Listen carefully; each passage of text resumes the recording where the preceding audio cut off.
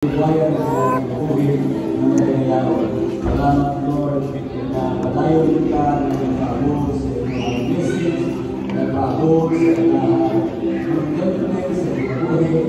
Minsan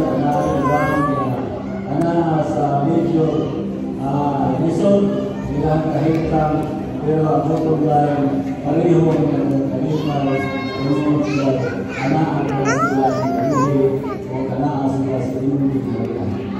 Lord, salamat na ayang Lord na ikaw padayon sa pagkalampo pasilahan ng buhay.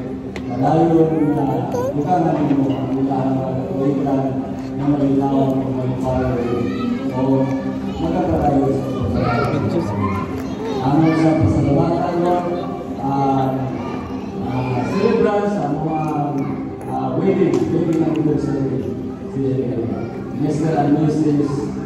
Macau Lugna, taas na ang panahon nilang naabot. Salamat sa kalinaw, yung ipaabot nila, malayon sila naglalakad, kami mo Lord, o na nagkapatol sila o kalinaon na sa tugay na mga panahon. Ginaon Lord na ikaw mag-bless po mo sa lahat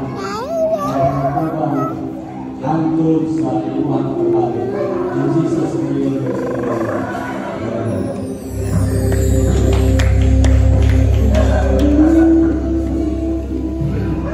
sabi atong prayer gathering sa Wednesday, 6:30 to 7:30.